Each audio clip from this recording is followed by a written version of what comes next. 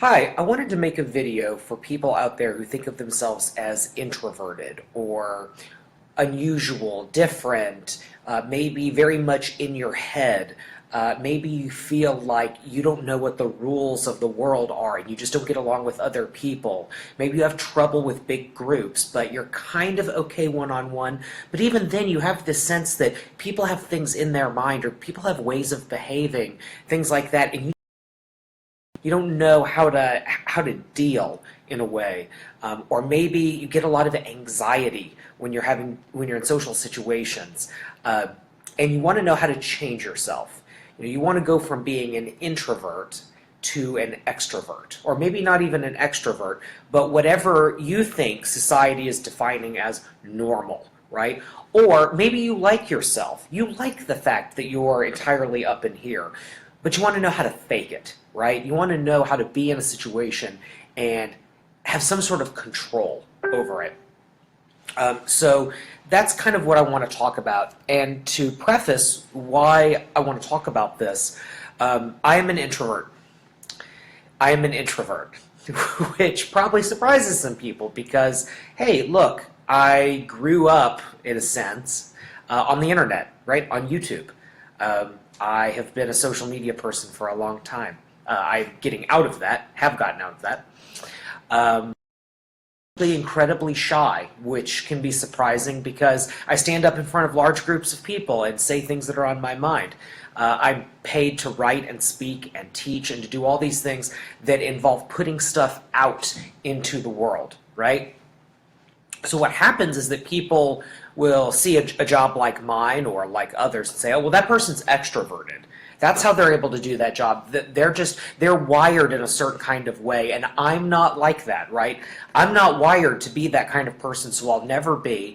And then what we do is we are socially outcasted, either by ourselves or by someone else. So I wanted to make a video to kind of talk about some of those issues and to possibly help. Now, I should also say one more thing, which is that you can't paint humanity with a broad brush.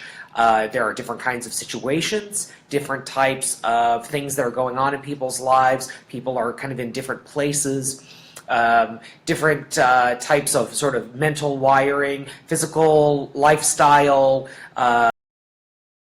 pressures and demands on your time. So maybe not all of this will apply to you, right? And I'm sort of making up lots of different kinds of people in my mind in order to talk to you as the audience. So maybe this doesn't apply to you directly, but maybe there's one or two things you can pick out of here. So here we go. The first thing is that you have to get rid of this idea of normal, right? Get rid of the idea of normal. What happens is that we define normality and then we put it out on other people. And then if they behave one way or another, then we can sort of define who they are, right? So it's us projecting onto other people what normal is. And in some cases, that's sort of understanding what social expectations are. In some ways, that can be anxiety pushing out and then bouncing back. So, for example, normal behavior as you are defining it may be people don't like me. Right? Behavior is understanding that I'm not interesting. Right? That could be how you define normal behavior, right? Because it can come from a place of lacking confidence. So don't define normal for yourself, right? Don't define normal for other people, because that's just you putting out onto other people what you want them to be, what you think they are, positive or negative, and then reflecting it back. And that's going to be a huge problem for you, right? Because what happens is that if you're defining what normal is, and you're putting out those expectations, positive or negative, and people don't react the way that you want them to, then you're going to be upset, right? Because things didn't go according to plan.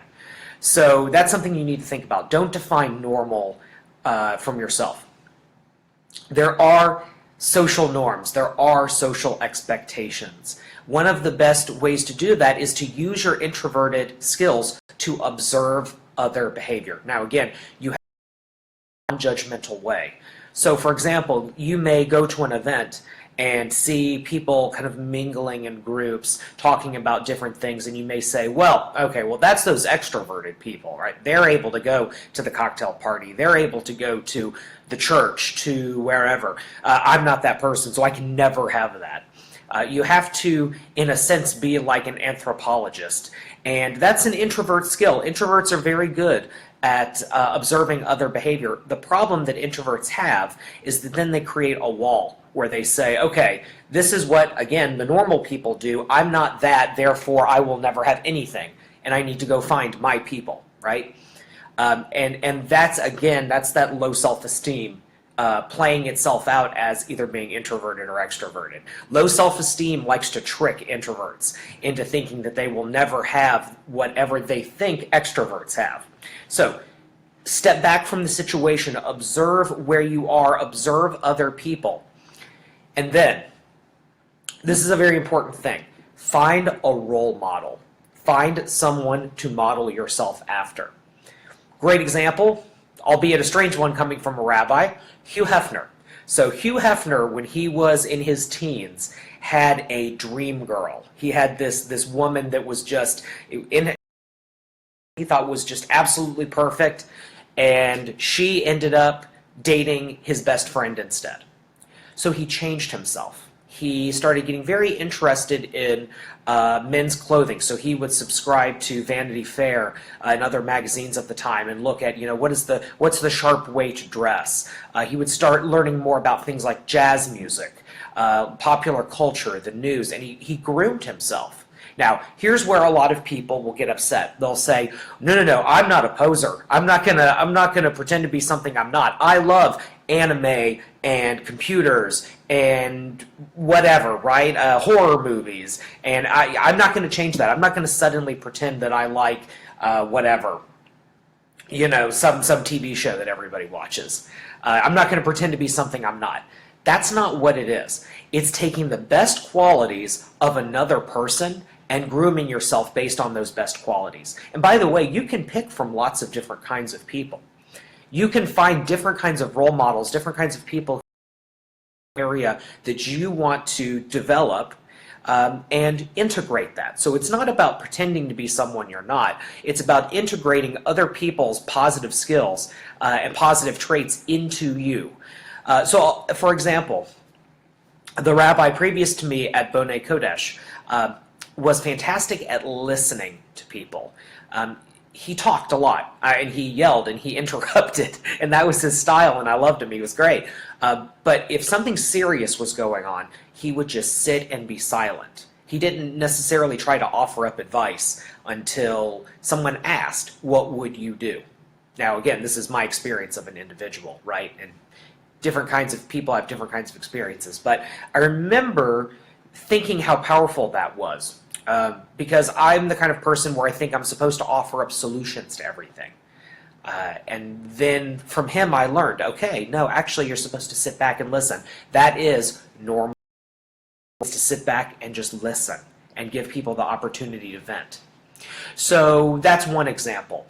Other examples of people I've modeled myself after.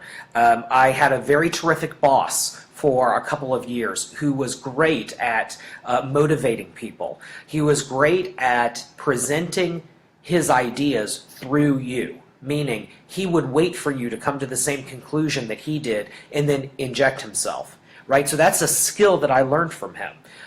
There were things that I thought, that's, I don't want to do it that way, right? I don't exactly agree with how he did such and such. So I didn't adopt those behaviors. So I didn't completely pretend to be someone else, but I learned how to integrate these traits into my life. And what it really takes is practice. If you're an introvert, you have to go into social situations. I'm sorry. You have to be around other people.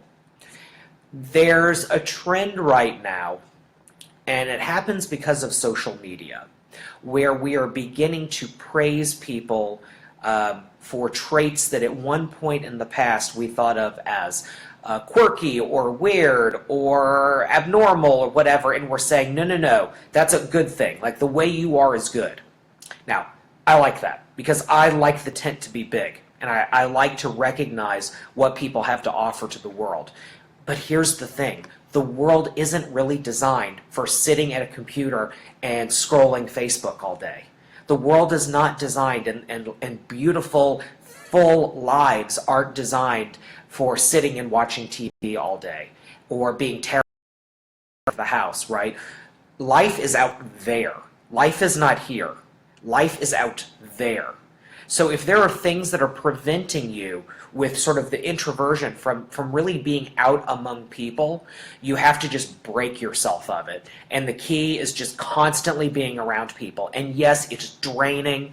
Yes, small talk just hurts. But you can find ways to change yourself. You can find different skills, whether it be role modeling, finding someone who you can be like, and I should actually say, make that a real person, not a person on TV or on the internet, something like that.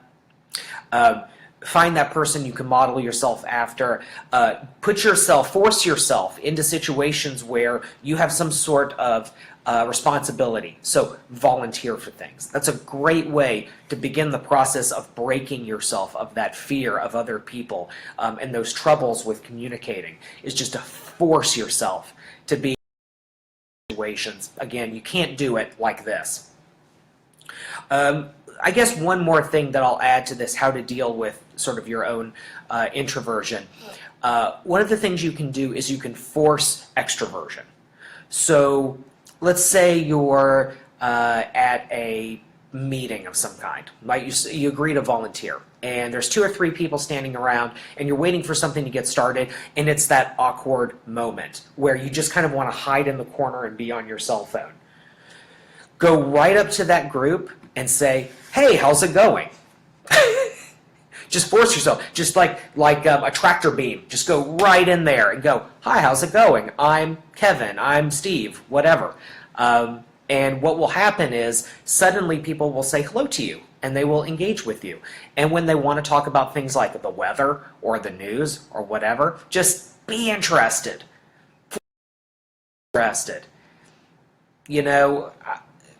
Praising yourself for not caring doesn't work. Being sort of bigger than people by only being interested in the real discussions, that's not going to help you in life, right? You're going to be very, very lonely with that. What you can do with forced extroversion is you can also, in those quiet moments where conversation is not happening, you can immediately twist that and make conversation happen and look as though you are the leader. So, when you're having, sorry, my face itches.